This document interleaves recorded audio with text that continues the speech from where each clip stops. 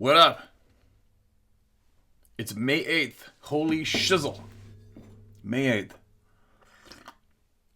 8th. I've only got one mug of coffee in me so far, so it's going to be pretty tame for a few minutes.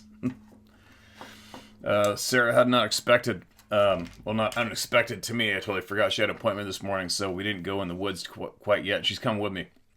So I decided to hang here for a little bit, and then tomorrow I'll share with you what goes down today out in the woods, as well as I'm going to make some how-to videos today with the Guard Pro trail cameras to put on the How to Hunt YouTube channel to help people with the knowledge that I've acquired. And what else? Tomorrow is Friday. Exciting day for somebody's going to get the solar-powered trail camera tomorrow. The first one from the membership crew. That's kind of cool. It's funny, I've only got 3 Guard Pro cameras for myself, and I wish I had a whole bunch, and there's 2 big boxes right there. If I was only a little bit slimier, I'd just take them all for myself and pretend I gave them away. I just had I remember a few years back I spent a piss load of money on a whole bunch of Bushnell trail cameras, ones I thought were my go-to, the best ones I could find. Last year I threw away, I think, about the value of what I threw in the garbage from the Bushnell cameras last year was around $2,000 worth of them. And then I was just going through my box of cameras yesterday. I got a whole pile of different names, and I was going through them last evening to get ready for today, and there was 3 of those surviving Bushnell trail cameras there. Hey, quit it! And those suckers were like $240 each or something. And the audio is disgusting. It's not that clear. Hold on a sec. And, and they were fine. The 3 I had were working fine. Had them in the box. And then I check all my cameras before I head out into the woods the day before in here. And they all are kaput. That's what? $750 frickin' dollars worth. Again, got me. Stealth camera's done the same thing. I dumped them quite a while ago. Anyway, I'm just not sure where I want to use my Guard Pro cameras because I'm going to my blacktail deer hunting spot, but I have to decide. Anyway, I'll be back in a second. But anyway, I had to go let the dog out. The other day when I went steelhead fishing, when I got back from the States, there's this one area, my gut's telling me there's got to be a big bull there. I've never seen an elk around there. Seen the sign though. And every once in a while I would see the same solo track crossing this berm of dirt where there's never any elk track. And I've seen it 3 years in a row, same place. I'm like, oh, that's got to be a big old bull. Because allegedly the Roosevelt elk, they just go off by themselves and go solo when they're huge, apparently. That's all the loggers been telling me and stuff. So, I finally seen him. Oh, I saw one. And I saw it. At first, it was about 400 yards from when I first saw it. And his antlers are just starting to grow. And I couldn't even tell it had antlers. But I knew at the first glance, holy, that's a big frickin' bull. So, I'm excited to make him my goal to find where he goes, find where he frequents, and watch him grow his antlers and see what he becomes and see who he is. He's very elusive, which is exciting for me. But anyway, that strip of timber also connects to the same strip of timber that I went and sat down in the timber and got like, holy cow, something's going on in here. Same strip of timber, just probably 3 miles away from there. Never been in that timber before, so I'll take you guys along with me. And Sarah. And we'll bring Adventure Dog too. See how it goes. And show everybody what I'm going to do to locate that bull. And I will find him. That's the number one thing with anything in your mind. When you set yourself for a goal, I have no other end result but success in anything I do. So I've already told myself, I'll find him. Whatever it takes, I'll find that bull, I'll figure him out. And I'm going to figure out where he hangs out and where his secluded secret place is. Hold my beer. Now, remember this is like 5 years ago. Someone from Alberta sent us a woodcutter, sent us a recording when they're out getting firewood just south of Fort McMurray of this ridiculous sound. And you know what? We've had a lot of people send in recordings of sounds, and then sure enough, you hear that exact same growl, yell, whatever, monster sound on numerous stupid videos on social media, right? And I'm not up on different movies and shit, so a lot of people say, oh, that's from the movie so-and-so. That's an old one. I don't know. I haven't a clue where they come from, where they originate from. But this particular video slash terrifying sound, this is what was sent to me. It was a video. Somebody held it over top of their computer, I guess, to transfer it here to us. Now let's listen again, because to date, I haven't heard this sound once ever anywhere else. Why is that?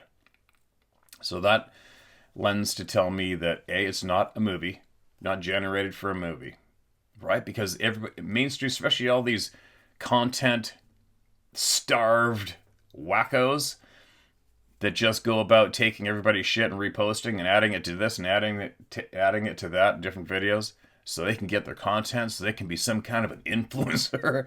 I haven't seen it anywhere else. I haven't heard this sound anywhere but here from that one person who emailed it to us 5 years ago. So now there's substantially, who knows how many people are here compared to then when that first got posted. Have a listen to this, you guys, and I want to know if any of you have heard this similar or maybe even possibly exact same sound before, all right?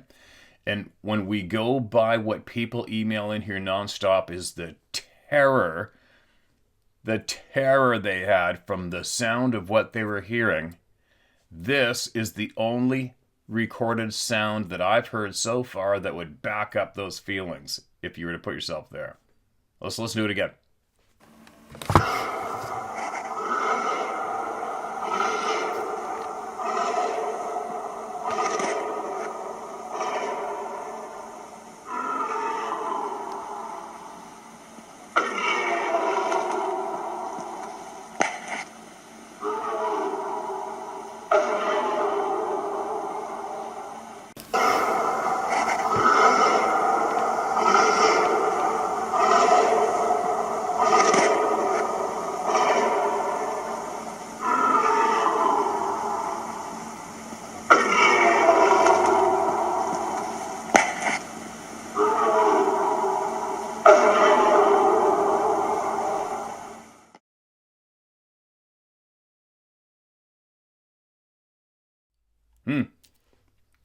It definitely has a lion's flair to it, doesn't it?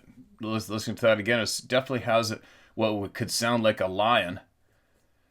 But there's the echo that doesn't make sense, because the African lions don't seem to be anywhere in the mountains or valleys that they would echo like that. But then there's that weird shrieking flare mixed in with it too, right? But then again, how many people have reported hearing various sounds mixed into one roar / scream, whatever?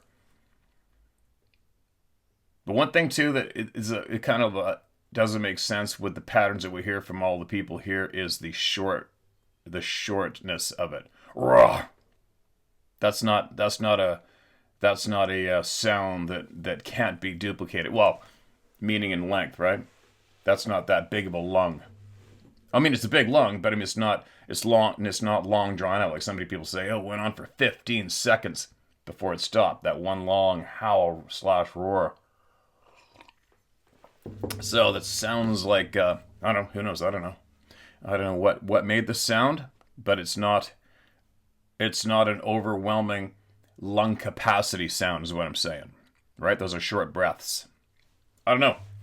Anybody heard it before? Anything similar in the woods of North America? All right? Or even Europe. Or even South America. Whatever. Australia. Has anybody heard that sound identical or real close to it? That's the question I asked today. All right? Now, let's hear from somebody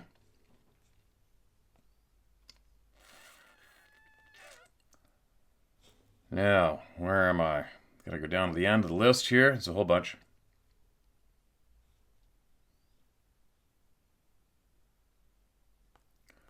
All right. Here we go. Mark this as read. This is titled Memory from Childhood. Steve, I'm one of those not subscribed lurkers that has had multiple encounters with these things. I was 7 years old, living on a dead-end road next to a gravel pit. I was out in front of my house alone when something caught my attention. I started walking across a street.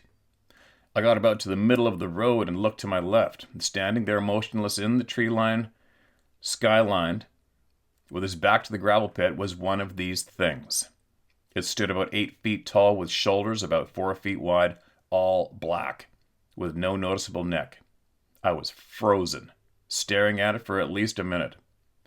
I was about 40 feet from it, and there's no doubt in my mind what I seen. I turned and ran to my house, went inside, and told my father there was a Bigfoot outside. He mustn't have believed me because I remember him days later running out of the bush trying to scare me. I remember thinking to myself, he didn't believe me. We lived about a mile from the Mohawk River in upstate New York and spent our childhood every day in the gravel pit and down by the river with never having another encounter. And years later, I'd go up hiking in the Adirondack Mountains with groups of my friends into Keene Valley, Keene Valley. We would go off trail and camp at a pretty isolated spot in an open area with a beaver dam and a nice trout stream running through it. We woke up the following day and had planned on hiking Dick's Mountain. I didn't feel good, so I decided to stay at camp instead of doing the half-a-day hike. After everyone left, I started feeling better, so decided to do some trout fishing. It's a smallish, shallow stream. I was fishing in the bends of the stream. I would take a few casts and walk a little way into the next bend and cast again. I remember I was standing there and decided to move again when I took one step and all hell broke loose to my left. This was a violent bluff charge. No vocals, just limbs breaking.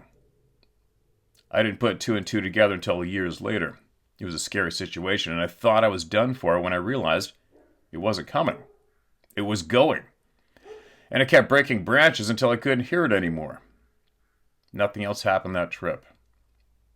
The other encounter was again hiking in the Adirondack Mountains. I was with a group of 4 guys. It was a total calm day. We were hiking along when out of the blue we hear the unforgettable crack of a tree being pushed over right near us. We didn't see the tree fall or what pushed the tree over, but it stopped us in our tracks. Again, I didn't put this together until years later when hearing other stories of these things pushing trees over to scare people out of the area. My older brother was solo hunting at Indian Lake in the Adirondack Mountains at a hunting cabin. He got into the hunting camp before nightfall, planning on getting up at daybreak to hunt, and as soon as it got dark out, he heard something outside the cabin making a ruckus. He said the noises kept getting closer until this damn thing was right outside of the cabin screaming. He said it sounded like a big person screaming, but what alarmed him was the duration of the scream. Right? And the fact that the windows were vibrating. He said he crouched down in the corner of the cabin with his gun loaded until daybreak. He decided to just leave and not go hunting. He also told me about a story our dad told him about being at the same cabin with his hunting buddies that were part of the hunting camp. They decided to hike a nearby mountain and plant an American flag on top of the mountain. The strange part of the story was the, quote, bear, end quote, was yelling at them when they got to the top of the mountain. You might be wondering why I never put 2 and 2 together with my other encounters.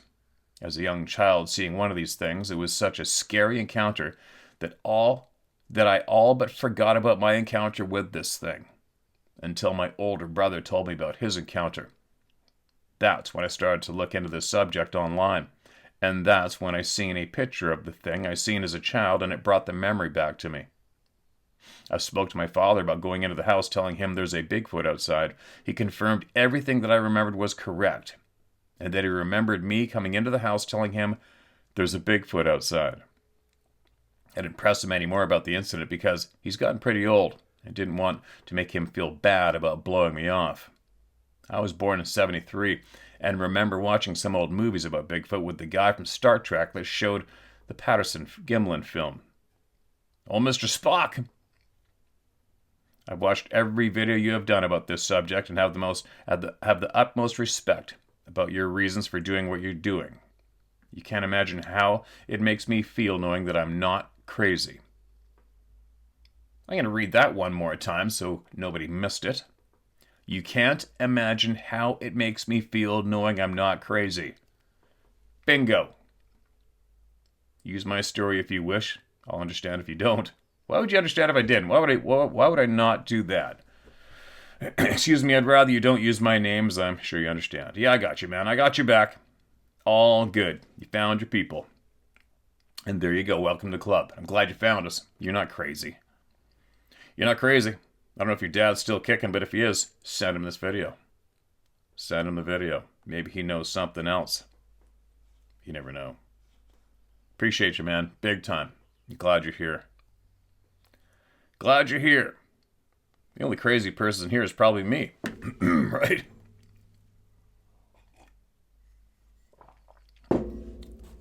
Next. 7 feet tall, just looking at me. Hopefully I found the right guy, Steve. My name is Ron. I was born and raised, educated, all within 10 miles of my parents' house, which I now own. Always looking for a reason to ride my dirt bike. I got an under-the-table gig, afternoon/evening, working at an auto repair shop, approximately 2.5 miles from home by road travel. And after dinner, around 5:30 p.m., I hopped on my bike and left for the garage. The first mile is via a small paved road, and the remaining mile or so was a dirt road/trail a few hundred yards. Then up a steep, torn-up, rocky hill. Once I broke over the crest, I went 100 to 200 feet, and here on the trail was smooth and wide with a fairly open view of a local creek below. Oriskany Creek. Oriskany Creek. And the small paved road I just came on.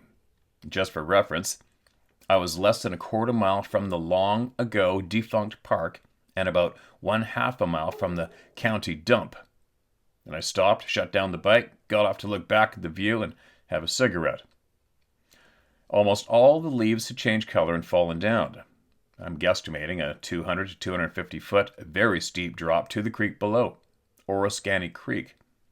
About 50 to 60 feet below where I was standing is a dirt bike path going down the hill, a fairly shallow angle. And after about half a cigarette, I walked back over to the edge to look around for some more, and I noticed a guy on the lower trail watching me. After what seems like 3 or 4 minutes, probably 25 to 30 seconds, I realized it wasn't a guy. It was at least 7 feet tall, very broad shoulders, and wasn't wearing clothes.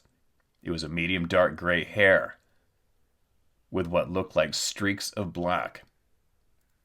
I hit the bike, booted the kicker, and flew out of there. I've never been back to the area by myself. Actually, never even with others. I've had 2 other weird happenings within a quarter-mile radius of this spot, both with the same guy at night, with many months in between. Have a great life, stay safe, and keep on telling everyone. Ron Chamberlain. Welcome to the club, Ron. You want to, if you feel you have, one day you're motivated, send us in what else happened with that guy.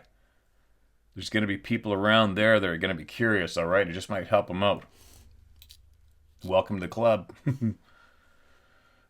Welcome to the club. Less than 30 feet drinking water. About 10 years ago, I was working at a small college in South Louisiana. I lived in the same area, but not in town. I lived about 3/4 of a mile from the Bayou Mallet? Watershed tract of woods about 100 miles long, following the Bayou Mallet. I'm guessing Mallet, French down there, right? Mallet? Mallet? On another road out here lived a family who I was friends with and knew very well. Their son had this experience and was very shy about it. Now, this family is 100% trustworthy to the point of having the demeanor of Jack Webb on Dragnet TV show. Only the facts, man. I know this event to be true. Not familiar with that character myself. I'm sure many are. During the hunting season, their 19-year-old son went duck hunting in the flooded field along Bayou, I'm going to call it Mallet. It was devoid of any cover except a large tree that had fallen over. The young man got into the leaves and branches of the tree and made it blind. And after sitting about 30 minutes, he heard a noise behind him. He thought he was the only hunter out there, but figured it might be his father or cousin who he hunted with coming to meet him. But as the sounds got closer, he caught sight of something black and reddish colored move toward him. He froze in fear. It was a Bigfoot. The creature came to the water's edge, squats down, and began drinking some water. This animal was less than 30 feet from him, but the favorable wind and his concealment did not give away the boy's presence. He was afraid to move or breathe as this huge animal was that close to him. And after a minute or so, this creature stood up and walked along the edge of the water until he entered the woods about 150 yards away. As soon as the animal was out of sight, he ran to his four-wheeler and got back to his home ASAP. Upon reaching home, he told his dad what just transpired. And like most folks, but to a higher degree, his father was skeptical. So he urged his son to take him to where the encounter had happened. Boy, he did not want to go back, but his father persisted. When they got there, the footprints were undeniably Bigfoot tracks. And after the father confirmed the story is true, they rapidly went back to their home to gather their feelings. I know this is a second-hand story, but I believe it because of the father and son's reaction while telling the story, and their inability to lie or fabricate such a tale because of their honesty. I've hunted the swamps of South Louisiana for 53 years. Excuse me. I've had experiences myself, so I believe these guys. Thanks for bringing these stories out to the doubting public. This place is nothing without people like you. And I was just down there, right? Quick side note, we were driving Shreveport? Is that right? Give me a second here. I got to look this up. I don't want to mention this as being wrong. I want to let you guys know exactly where I was. And it's just sad for me, kind of sad in a way. When we first left Alabama, I got it on the map here. 1 second. We went through Baton Rouge. And then past Lafayette. But anyway, what I'm saying is, it would have been Rama. I bet you, well, maybe that was it. One of those strips of highway anyway. What I'm getting at is, it was built on pilings forever. Whew. That highway was over top of swamp and gators forever. But it was a nasty ass storm when we were driving through there. And I was in the back seat for that part. I wasn't driving yet. And I was just all eyeballs looking over that highway. And I'm looking out in the distance as far as you can go on both sides. And I remember saying to my buddy Bragg, I go, dude, you imagine like being stuck out in the middle here, like say a minor small plane crash or something, and you got to get out of here? Holy shit, that would be absolute insanity. Having to hike through that shit from the middle of nowhere and try to get back out to a road or civilization, wouldn't it? It looks that way to me anyway. Because it's funny, I always think like that, like especially when I've been in bush plane flights in the Yukon, Alaska, Kodiak, Northern BC, the Northwest Territories. You are always looking down and watching and trying to figure out if you could hike out of here if you crashed. You're always thinking about that. And I said that on the the road trip, and the SEAL team leader, Rourke, I said that out loud, and he goes, "Oh yeah, I always think." He goes, "I think the same thing all the time when flying an unknown zone." And while going over that long suspended highway, not suspended, whatever, that long highway over top of the swamps, just trying to figure out. Can you imagine how would you get? You would never be dry. How many times you would have to cross water from whatever might be dry down there to dry again to keep going, following the sun, or going straight north, whatever. I'd just be going straight north no matter what. But the amount of water you would encounter to have to cross, oh my God, that would suck. Who knows what's running around down there in those jungles, right? It's safe to call it jungle, I'd imagine, wouldn't it be? Anyway, I don't know if your friends are still around and you know them. They might want to watch this video. Maybe.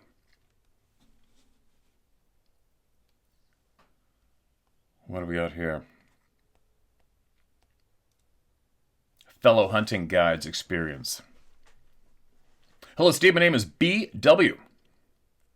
First of all, I appreciate and respect what you're doing for the many people who have seen these things. Thanks, brother. Too easy, my man. Thanks for writing in.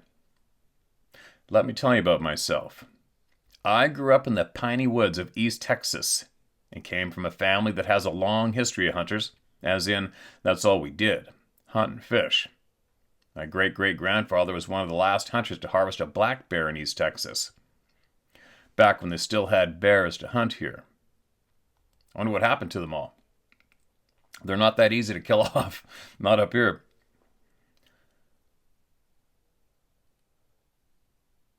In East Texas, back when they still had bears to hunt here. I served in the U.S. Marines. I was a deputy sheriff afterwards for a short time, and after 2 years, decided that wasn't for me. Yeah, no doubt. Then, after a life spent in the woods, decided that the guiding life was for me, and I've been a full-time hunting guide for the last 33 years. Right on, healthy living. I started in Montana, guiding for everything from deer to bighorns, back to when you could still buy a tag over the counter, and have had a long career back home in Texas. The first time I'd seen one of these guys, I was 5 years old. We hunted deer back then, the old South way, with hounds and shotguns loaded with buckshot. It was a very cool and bright morning, and the hunters were lined up a power line right away and cut through the property. The property was located in the Sabine River bottom in Panola County, Texas. Anyway, the hunters were spaced about 200 yards apart down the right-of-way, waiting on the dogs to run a buck their way. My father picked the end of the line down by a high water slough that crossed the right-of-way. He put me into the bed of the pickup and told me to stay put. And he walked about 50 yards up the line to wait on the dogs to run a deer. We hear the dog strike, and he moves about 25 yards further down. And I noticed movement in the tree line down by the slough. At first I thought it was a deer, but it was too dark in color, and it ran out on 2 legs. It must have been a young one because it was only about 5 to 6 feet tall. In my juvenile mind, my thought was, why is a man running around in a full-length fur coat? That's exactly what my grandfather said. The 2 things that I remember vividly is he was holding his leg while running, like you see in the old Western when the cowboy had been shot, skipping and limping. And the second thing, he was fast. Too fast for a man to be running with a hurt leg. I yelled at my dad to see, and when I turned around, it was gone. And later that morning, I told what I saw and was chided, and told I would be seeing pink elephants next. From the time I was old enough to hunt by myself, I've been whistled at, pine cones thrown at me, tree knocking, found saplings woven together or snapped, heard calls, so much that I thought it was part of the way of the woods here. It was part of the way the woods were. It wasn't until I saw the second one that made the world change. I was sitting in a tree stand about 1.5 miles from my first encounter. 17 years old, and an old hand at being in the woods, or so I thought at the time. Getting to be magic time on an overcast day, woods were dead quiet, nothing moving, when all of a sudden, in the cane thicket in front of me, a sweet gum tree started to shake violently.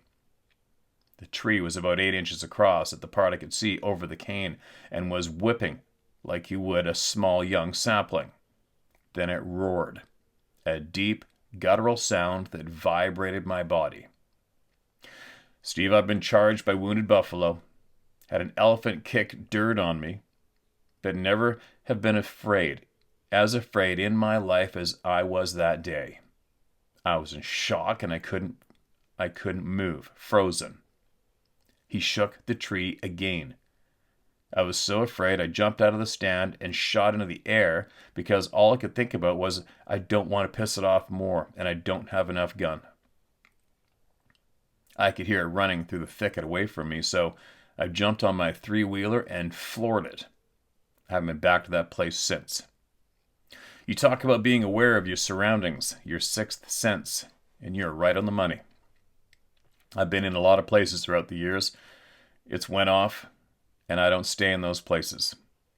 My brother had an encounter when he was 13 that he won't talk about, and won't go to the woods alone anymore. I've directed him to your site. Anyway, thanks for letting me vent. Thanks again for what you're doing. As of right now, if you read this, please don't say my name because I'm still guiding for a well-known outfitter and known in SCI and Dallas Safari Club circles and still have a few more years left, God willing. Okay, man, well, you didn't share your name anyway, so. And you know what? As you know, I've been ran in those circles for a long time, too. And he used to sit there at SCI in the booth and help sell hunts. I got no problems. I don't talk to everybody about it, but if you want to talk to me about it, I'll talk to you about it. They'll stare you down and tell you, you can laugh all you want. It's not going to change shit. Right? It's the truth. It's truth. End of story. But anyway, I appreciate you, man. I hope you're still out there safe and sound and doing what you love to do. Welcome to the club. Right? I wonder how many times you've had hunters bring it up to you. I've had a few. I've definitely had a few. Eating deer and throwing cinder blocks. Steve, first and foremost, thank you for giving us a voice. My apologies for having to deal with some of my illiterate patriots in the United States. Must be a bear reading through a lot of these emails, but I digress. You can't confine it to the States. It's just people in general all over the world. Some are good writers, some aren't, but no big deal. We get through them. Summer of 1990, late July to be exact. My brother and I decided to try our favorite smallmouth creek at night for flathead catfish. Something we've done many times on our home river, some 40 miles south. Night started off usual, dusk, semi-dark, total darkness. We always fished bare bones at night. Single, small, handheld cheapo flashlights. My brother was half asleep, calming to feel poorly. No matter, in fishing he can do whatever. Across the creek, approximately 30 to 40 yards, something very effing large came slamming through the thickest shit around like it was charging me as I was closest to the bank. My brother sat up a bit, and I asked if he heard that, and he agreed he did. Being me, I started chucking rocks in the area of the action, one after the other, thinking it was one of the landowner's cows that had wandered off. And it got quiet, like really effing quiet. Excuse me. At that exact moment, a large rock came and landed close enough to me to get me pretty wet. What the F? So, being me again, I began throwing bigger rocks in that direction. Yeah, I know, genius. That didn't last but two rocks. When another large rock hit damn near at my feet as I was in the water at this point, ready to go.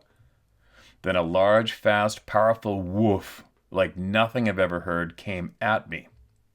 My brother was in the car at this point yelling at me, "Let's get the F out of here now." It then began to effing bark like a damn dog, but you could tell it wasn't a damn dog at all. I was paralyzed at that point, not having a clue what this thing was. Better senses came over me after about 30 seconds or so, and I retreated like the flailing human I am. The next day I was out there at 7 a.m. to see what the F? Yeah, that's just me. The rocks this asshole threw weren't rocks. They were effing cinder blocks. One full, one was half of one. Cinder blocks, 40 yards. I went across the creek.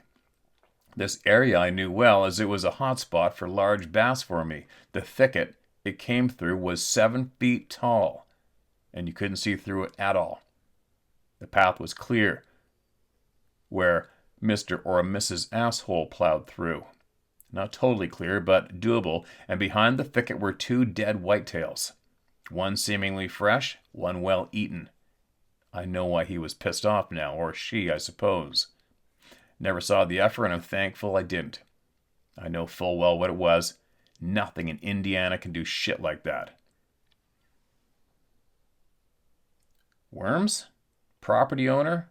Cows, all accounted for in the pens for the night, plus that's not his land. Huh? I think that must have been a typo. Worms, comma, property owner, comma, cows, all accounted for, and in pens for the night. Plus, that's not his land. Okay, the worms is something different. Thanks for listening. Never want to see one or be around one of these things again. Regards. J. McDermott, P.S. Didn't catch a damn catfish neither. Something that really pissed me off.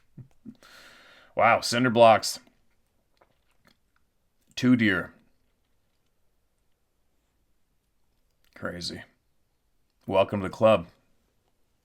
Welcome to the club. Okay, the big boss just pulled in, so I'm going to read one more. And then I'm going to take her in the woods, and hopefully everything goes smooth. Who knows? Maybe we'll get freaked out. I don't know. But we're going to go into some big forests I've never been in before. Deep into it. Eyes the size of soda cans. Hey, Steve, I'm glad I discovered your videos on YouTube, as I'm an avid outdoorsman for over 40 years. I enjoy listening to your hunting stories and the way you present them in a down-to-earth, no bullshit kind of way. I especially enjoy listening to all the Sasquatch stories, and it's good to know there are thousands of people willing to share their own encounters. I have my own encounter to share with you today, but first I'll give you a brief description of my background, which may help lend credibility to my story. I was born and raised in Iowa, which is in the heart of the Midwest and is well known for big whitetails. Is it ever? After high school, I went to college and graduated with a doctorate degree in a healthcare field. I'm probably more educated than most people, but I've always considered common sense and woodsmanship skills more important than book smarts. Yeah, me too. Big time. What is it, in school? You just got to have a good memory, right? For the most part. I still live in Iowa, in a city of several 100,000 people. Once you get outside of town, the area is predominantly agriculture, with the exception of timbered areas that border the creeks and river systems. Not exactly ideal Sasquatch habitat. And as mentioned earlier, I've been an avid outdoorsman my whole life, having harvested well over 30 Pope and Young whitetails by bow. My biggest obsession is trapping, however, and I've run long trap lines all over Iowa for mink and raccoon. I've also done taxidermy as a hobby, so you could say when it comes to wild animals in my home state, there isn't anything I haven't seen up close, or so I thought. So here's where my Sasquatch story begins. It was November 10th or 11th, 2017, and I'd been bow hunting on a property 2 hours from home. After an unsuccessful hunt, I drove the long route back, which usually put me home around 10 p.m. And as I got off the interstate and started heading through town, my route takes me adjacent to a major river with scattered woodlots and housing developments. I was approaching a wooded area to my right, and the river was about 300 yards to my left. Keep in mind, Steve, this is smack dab in the middle of town. I always keep an eye out for deer, especially during the rut, as I've had many close calls with bucks running in front of my vehicle. And as I was approaching a curve on the road, my bright lights illuminated a set of large, amber-colored eyes off in the distance. As I closed the distance to maybe 50 yards, I was in shock, because the eyes appeared at least 8 feet off the ground, were absolutely huge. These eyes appeared to be the diameter of a soda can and about 5 inches apart. Remember I told you guys on a large bear, a big bear, and the skull, the sockets are around 4 1/4, 4 inches, 4.5 inches wide. That's a big bear. By the time I had slowed to maybe 10 miles per hour with my high beams pointing directly towards whatever that it was that was standing just inside the woods along the edge of the road, what I saw next shocked me. I was able to make out a very large creature covered in brownish black hair, standing on 2 legs, looking directly at my vehicle. It was huge. It all happened so quickly that I didn't even think to stop the vehicle for a better look. As I drove past the creature, I knew without a doubt what I had just seen, a Sasquatch. Since then, Steve, I've had a couple other experiences, but I'll leave those stories for another day. I personally find these creatures fascinating and would love to have another sighting despite so many people having negative experiences with them. I find it even more amazing that these creatures are willing to travel in very close proximity to people and yet remain undetected the vast majority of the time. Anyhow, keep up with the good work, Steve, and feel free to use my story and name. Best regards, Steve Olson. Mr. Olson, appreciate you, man. And you get time, make sure you send in what else you've learned, all right? We're all over it. And as far as the proximity to humans goes, you know what? If any of you are familiar with Vancouver, British Columbia, huge city, these beings are right there in full view of that city. 100%, without a doubt. You just go around the corner from West Vancouver, you got all those islands right there. They're on those islands from time to time. A friend of mine lives on one of those islands, and he photographed their fresh footprints in the snow. I've heard people that have heard them screaming from the highway on the Vancouver side across Howe Sound and having screams answer from the other side. Seashell, Gibsons, they're all over the place, it seems there. Yeah, right here, what was banging on the roof of our house 15, 16 feet up?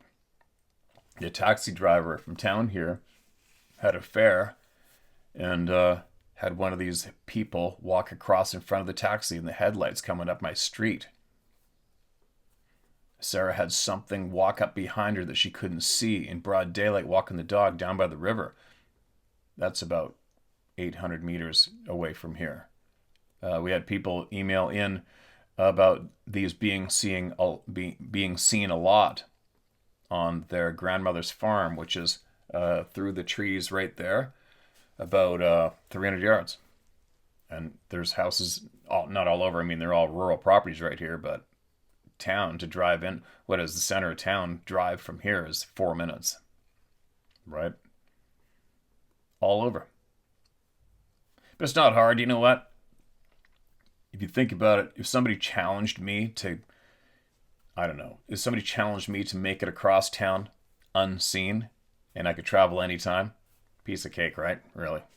Slink through the darkness. That's all you gotta do. It's too easy. As soon as the sun goes down, everything else owns it. And we're out of the picture, right? The creatures own the night, man. The beings own the night. Anyway. I don't think by the sounds of it they need, it doesn't matter, right? When you can make yourself, potentially whoever, whatever it is, that can make yourself transparent to human vision. You know, how many years ago would I have just shook my head, not given that thought even a half of a second, be like, oh, give me a break. But now, there's no way out of it. I accept that as fact. Only because of all the people here sharing their honest truth. That's the only reason. right? It's fact. It's truth. Now what? Now what? You just keep talking about it, keep sharing it. But you got to keep enjoying life at the same time, right? I hope I'm making showing an example of how to do that. I hope so. Especially to all the people that come here that are freaking terrified to go back even near a couple of trees after what they experienced. I hope I'm sending off a good example and encouragement for people to get back out there and don't miss out on life, right? Don't miss out on life. Anyway, speaking of that, I gotta get going. I gotta pack up on my camera gears. I gotta get my camera, find my spool of commercial netting, fishing net twine that I use. I don't use the straps. I'll explain that in the video. And then tomorrow, I think I'll get Sarah to draw, figure out who's going to win out of the membership group on this channel. Somebody's going to get this one of these brand new trail cameras tomorrow and the solar panel, and we're going to ship it to you. I don't give a shit where you are. We're going to ship it to you. And if it goes to another country, the shipping hopefully gets there soon when you can use it before hunting starts or whatever you're going to use it for. And what else? I guess I'm going to have to order a bunch for myself. If you want the Guard Pro cameras yourself, if you're like me and you like to have a whole bunch of trail cameras, you have to go onto my website, which is howtohunt.com. And if you look in the menu, it'll say, I don't know what it says, something about finally a trail camera that I back up. And you click on that, and there's a discount code in there. All right, so you can save, I think it's 10%. You're going to save on the cost of whatever camera you decide to choose. Okay? And they have a bunch of different models.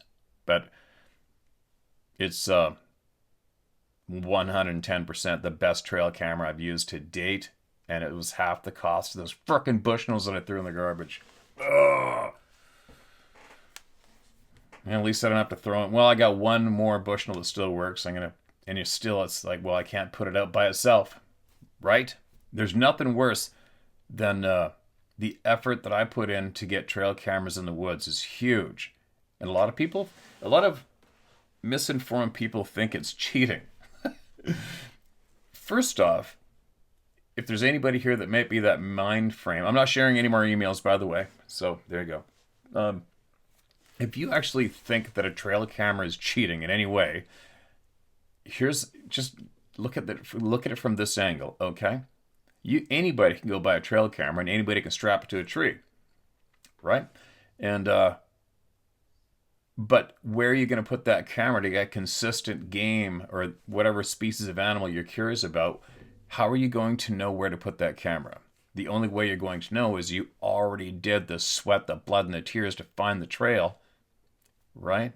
Find the trail, find the zone, find the area, find the wallow, find the whatever you want, and then strap a camera to that one trail. When meanwhile, there's dozens of trails. Now, how are you going to know which trail to put the camera on? Tons of hiking and sweating and learning and knowing the animal's habits, right? So there's a lot that goes into it for any outdoors person before you can successfully capture those rare videos and photos of that game animal that you're curious about. And even then, there isn't a trail camera available anywhere that kills your game animal, right?